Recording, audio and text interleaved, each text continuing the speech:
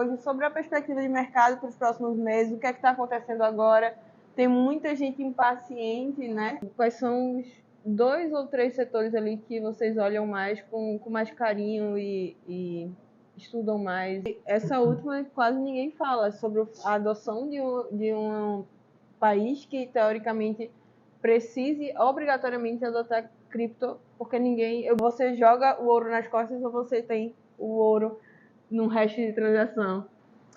Fala pessoal, tudo bem? Estou aqui no Rio de Janeiro, na sede da Hashdex, e eu trouxe ele, o ilustre, o nosso analista de cripto, Yuri. Se apresente, fala suas credenciais aí para o meu público. Eu odeio falar sobre as minhas credenciais, Lu, mas meu nome é Yuri. São inúmeras, eu preciso que você Não, nada disso. traga. Nada disso, mas meu nome é Yuri Alter, eu sou do time de Crypto Research aqui da Hashdex. A gente está muito empolgado aí para esse papo com a Lu. A Levante é uma casa super importante que a gente sempre tem muito prazer de trabalhar junto. Estou muito empolgado para essa conversa que a gente vai ter hoje. Coisa boa. A gente vai falar hoje sobre a perspectiva de mercado para os próximos meses, o que é que está acontecendo agora. Tem muita gente impaciente, né? Afinal, o Bitcoin depois do halving ou caiu, aí teve o Trump animando, aí depois 10 bi de volume, do nada 300 milhões de volume nos ETFs. Então eu queria trazer um pouco sobre como é que está a perspectiva institucional para esse mercado. Então a gente está muito entusiasmado, mas o pessoa física às vezes não entende. Fala, a gente esperou 4 anos para o halving, a gente esperou o mercado andar, aí teve ETF, o Bitcoin não está a 100 mil dólares, o que é que está acontecendo? Então, eu queria que tu trouxesse a perspectiva institucional para o mercado. Como é que o pessoa física deveria estar olhando para o mercado hoje? Porque ele deveria se posicionar muito antes do institucional até. O institucional tem vários passinhos para dar para poder se posicionar. E o pessoa física ele é uma pessoa naturalmente mais maleável, vamos dizer assim, para entradas e saídas e horizontes de investimento até. Então eu queria que tu trouxesse um pouco como é que está a perspectiva institucional, a visão institucional em torno disso tudo que está acontecendo e lá para frente. O que é que você acha que vai acontecer? Não, boa, Lu. Eu acho que quando você fala sobre halving e a expectativa do que tem que acontecer com o preço a partir desse evento, leve em consideração que nos últimos ciclos foi exatamente a mesma coisa. Aqui na Hashdex a gente já fez até um estudo dentro do time de research, mostrando que como é que é o comportamento do preço 500 dias antes do halving, até ele acontecer, e como é que é o comportamento do preço do dia do halving até 500 dias depois. E a gente tem 2 padrões super interessantes. Primeiro, se a gente compara o lado esquerdo, o lado dos 500 dias antes do halving, mostrando numa curva como é que é esse comportamento do preço nos 4 últimos ciclos, a gente vê que esse comportamento de preço ele é muito menor quando a gente compara com o lado direito. Ou seja, de agora em diante, se a gente pensar nos próximos 500 dias, olhando para os ciclos passados, se a história rimar, a gente tem uma expectativa aí para os próximos 500 dias serem até muito mais positivos do que a gente já observou nos últimos 500 dias, que já foram ótimos.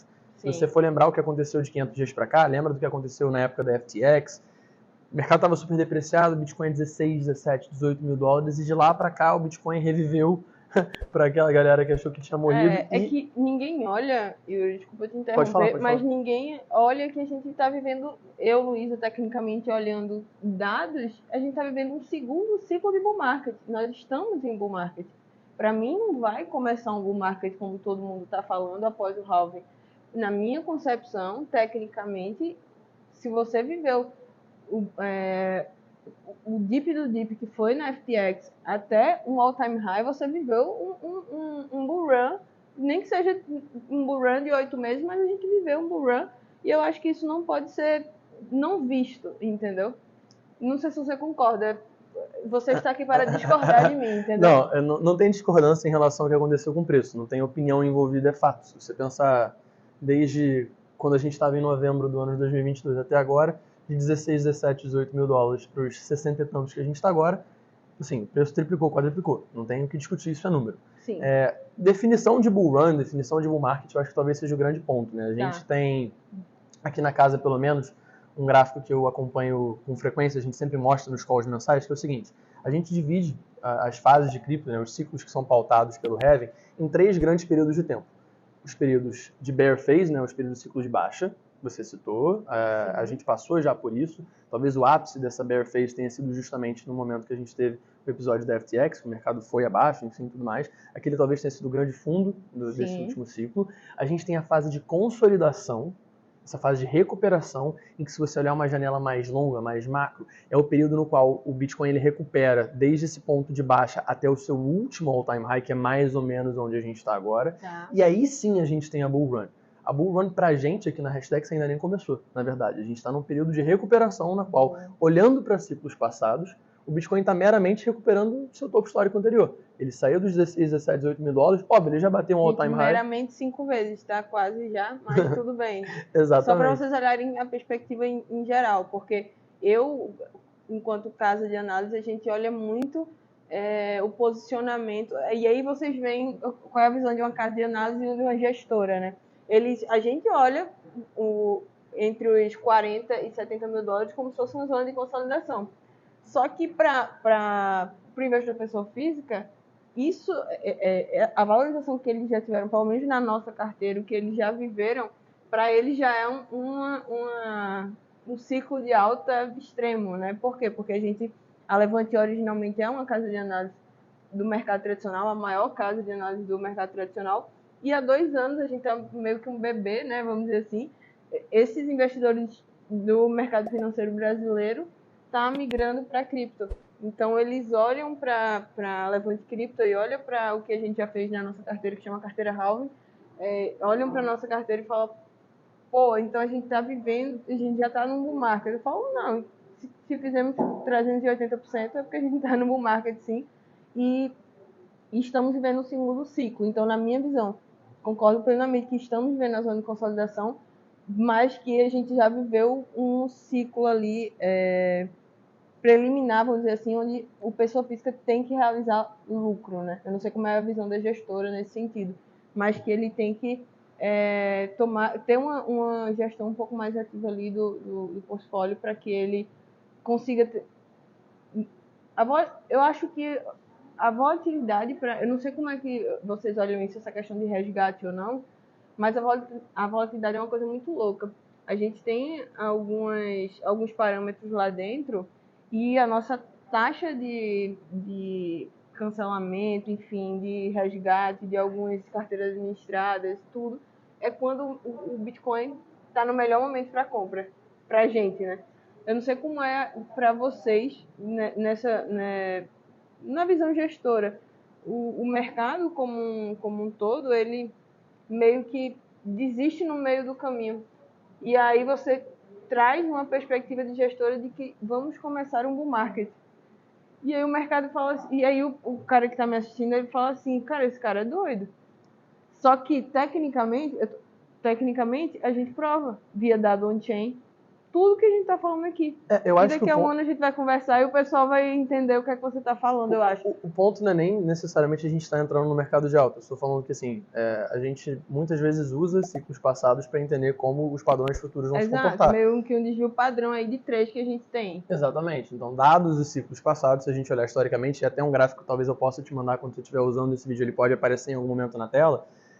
É muito curioso. O número de semanas que a gente tem para cada bear phase, o número de semanas para cada fase de recuperação, o número de semanas para cada bull run, em todos os últimos 3 ciclos foi exatamente igual. Não, esse gráfico eu acompanho porque você mostra ele quase todo mês. Exatamente, assim, no call mensal que a gente tem. E eu acompanho ele assiduamente. Eu falo, pessoal, eu mostro para eles, né? Eu falo, gente, ó, estudo da maior gestora da América Latina, enfim. Mostro para eles e às vezes eles ficam muito incrédulos quanto à fase que a gente está vivendo, né?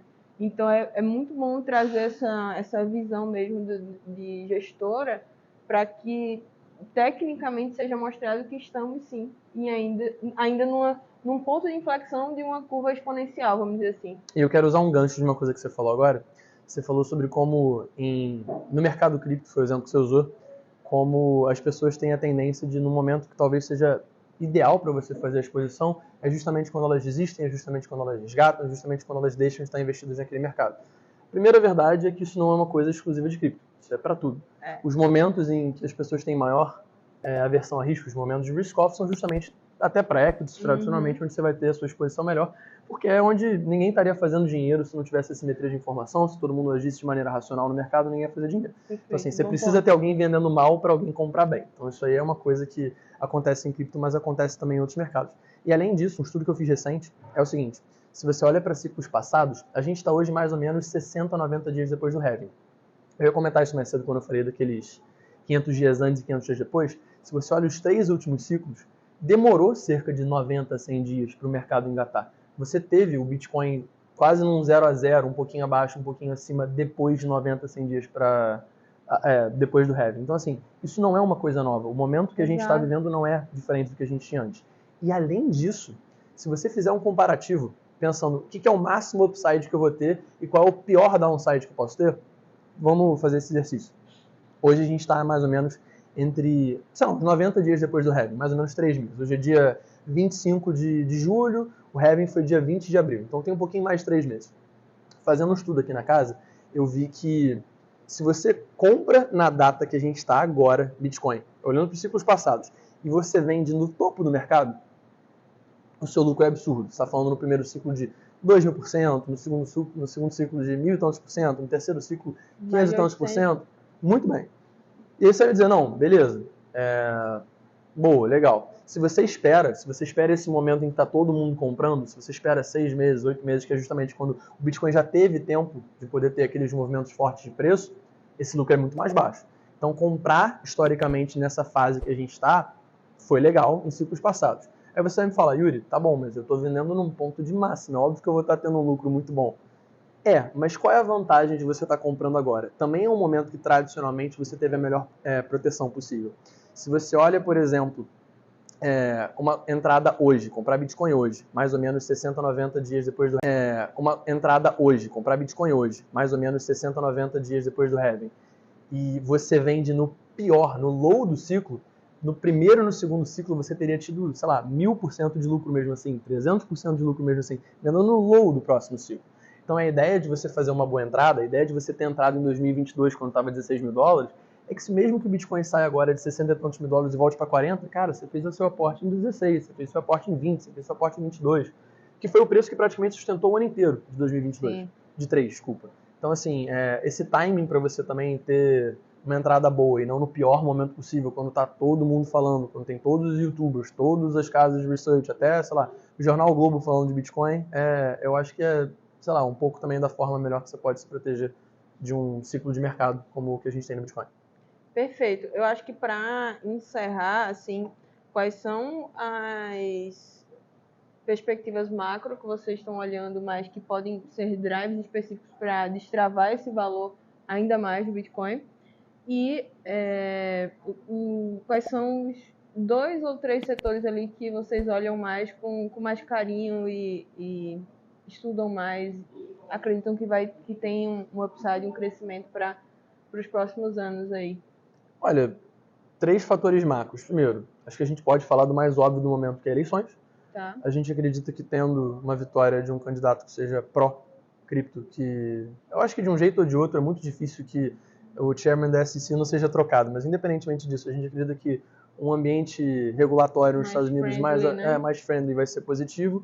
Naturalmente, a gente já espera um corte de juros há algum tempo, então eventualmente a gente deve observar isso na economia norte-americana, mas só o fato de você não ter esse trend que a gente teve em 2022 de sair de 0,25 para 4 e tanto, depois de 4 e tanto para 5,25, só de não ter esse aumento dos juros, você já tem uma perspectiva de um respiro, né? Um respiro, exatamente. O tightening é sempre um fator.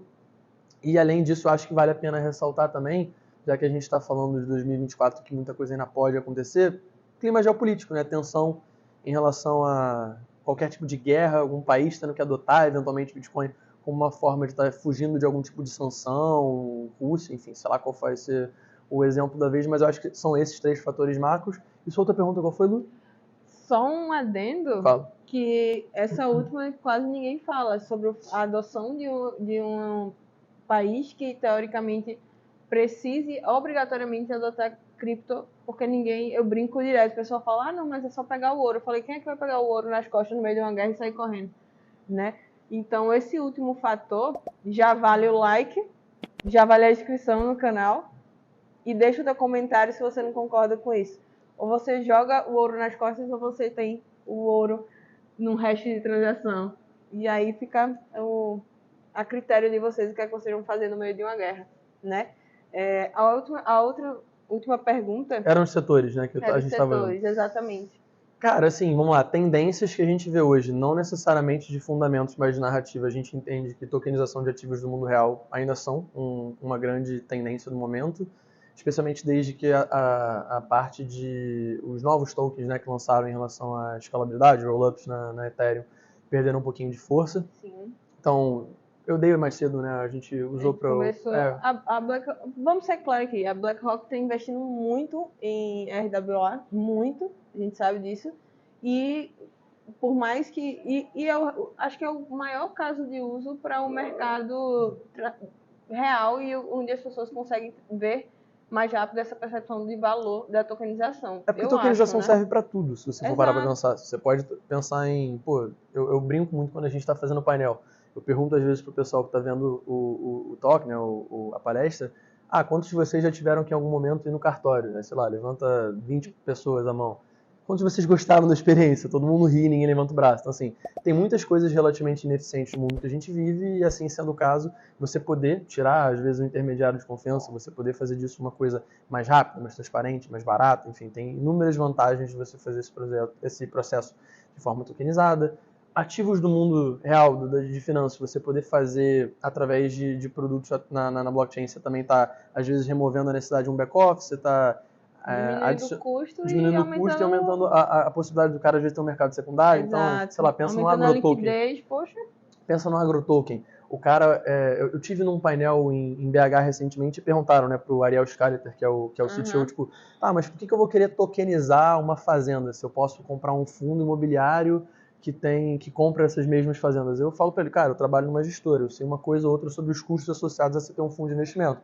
Eu garanto a você que você fazer isso num contrato inteligente é muito mais barato e melhor para o cotista na hora de repassar dividendo do que vai ser se você fizer isso na bolsa. Então, assim, a ideia de você poder fazer tokenização de ativos do mundo real é justamente você poder ter um processo menos custoso, mais eficiente, mais transparente, com uma liquidez no mercado secundário maior. Então, isso é um setor que a gente gosta bastante. Você falou da BlackRock, a gente mencionou no vídeo que a gente fez mais cedo a Ondo Finance como sendo também um token que pode se beneficiar novamente. Na narrativa, enquanto a gente não tem redistribuição de fluxo de caixa... tecnologia, assim, eu falo muito isso pro pessoal. Pessoal, se aproveitem da narrativa. Porque hoje, soluções...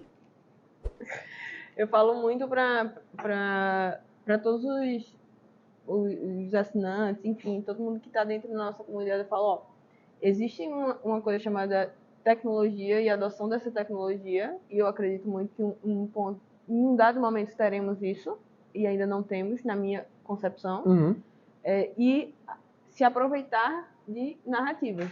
A gente pode citar qualquer criptoativo aqui. No fim do dia, quando o ciclo se encerrar, a gente vai estar com, pelo menos, hoje eu consigo afirmar isso, não sei daqui a um ano, mas a gente vai estar com Solana, porque todo mundo sabe da minha história com Solana, mas Solana, Ethereum e Bitcoin na carteira. Para mim, hoje, mais nada serve. Tudo é suposições. Para mim, não existe ainda o novo Google, a nova Amazon, enfim, da Web3, vamos dizer assim. Para mim, tudo ainda é muito especulativo no mercado e você tem que se aproveitar dessa especulação. Mas o setor de RWA é um setor que eu consigo olhar e eu consigo ver as pessoas, de fato, se desenvolvendo na forma de troca. Quando eu falo isso, é da Web 2, do mundo de Web 2 e do mundo de Web 3. As pessoas conseguem conversar, pelo menos. Eu acho que só tem uma diferença que é legal a gente fazer. Existe uma diferença muito grande entre você gostar de um serviço, de um DEP. Sei lá, eu gosto muito de usar o Uniswap, eu acho ele super eficiente. Bacana. O token dele serve para alguma coisa que não seja governança? Ele dá acesso a fluxo de caixa? Então, a valuation hoje desse projeto leva em consideração ou não, eventualmente, ter um fee switch, né, que a gente chama, e também dá acesso a um fluxo de caixa? Serve para o Uniswap, serve para a Aave, serve para a Lido, serve, enfim, para uma porrada de projetos. Então, isso é uma diferenciação. Uma coisa é você gostar de um serviço, outra coisa é você gostar do token. Isso serve para o mundo real também. Eu posso adorar uma bebida e não necessariamente gostar de investir na empresa que é dona e produz aquela bebida. Ela distribui dividendo de uma maneira apropriada pro cotista? Tá salgada essa ação no mercado? Então isso aí eu acho que é uma coisa que é bom levar em consideração. Outra completamente diferente, como eu tô falando, é, aquele token é interessante, eu quero ter ele na minha carteira daqui a algum tempo. E até para complementar, então, a sua pergunta, o que eu acho que é um outro setor que é pouco explorado, mas que ainda tem talvez um único grande player que está fazendo muito sucesso. A gente não vê nenhum outro nesse horizonte sendo, pelo menos no momento, não tem um claro competidor, que é o de Oráculos. A gente gosta muito de Link aqui na casa. Eu acho que muitas pessoas já ouviram falar de Link, sabem o que é, já conhecem o token, mas muitas pessoas também nunca pesquisaram sobre como é que funciona, não sabem o que é um merchant, nunca acompanharam como é que funciona, qual é a função que ele serve no mundo real, não sabe o que é uma CCIP, enfim. E talvez a nossa responsabilidade, a nossa missão seja educar essa galera, mas é uma coisa também que a gente vê aqui na casa com ótimos olhos. E olha, eu acho que é muito difícil fugir. Você citou você falou 3 projetos aqui. Não à toa, as 2 principais teses de investimento que existem no mercado mais consolidadas são plataformas de contratos inteligentes. Sim. Como um todo, a gente vê muito valor nessa tese. E aí, as 2 que você citou, acho que são as mais consolidadas, as mais razoáveis de estarem no seu portfólio hoje, porque elas vão estar ainda daqui a 5 anos no próximo ciclo. Sim. E reserva de valor, como a própria Lu falou. Então, você ter hoje Bitcoin na sua carteira e ser talvez até a parte mais forte do seu portfólio, na nossa cabeça pelo menos, uma excelente forma de você proteger seu patrimônio. Perfeito. Eu falaria por horas aqui sobre isso e começaria destrinchando cada setor e o que vale a pena e o que não vale. Mas eu agradeço muito a tua disponibilidade. Inclusive, a gente está na Blockchain Rio e nesse final de semana, né, e aproveitando para olhar algumas empresas que começaram a virar a chavinha e olhar para o mundo blockchain, né? Uhum. A gente viu muito isso, muita inovação aqui na Blockchain Rio. E eu acho que no ano que vem, quando a gente vier, vai ser algo assim surreal em relação a quantas empresas estarão fazendo essa migração e quantas já migraram para esse mundo de Web3. Então, Yuri, muito obrigada primeiro por ser esse host, né? A gente tá na Hashdex, então por receber a gente, segundo por transmitir tanta informação boa para o meu público. Muito obrigada, viu? Imagina, Lu, o prazer é meu. Obrigado pelo convite. Obrigado a vocês por virem aqui. É sempre um prazer receber vocês aqui. Obrigado pelo Mosquito, que estava tão presente aí durante o nosso papo. Por favor, não deixem aí de dar um like nesse vídeo, se inscrever, comentar aí o que vocês acharam. Qualquer tipo de feedback é super apreciado. E é isso. Tomara que o pessoal tenha gostado do conteúdo e a gente grava mais coisa na próxima também. Ai, que bom. Gente, vejo vocês no próximo vídeo. Tchau, tchau.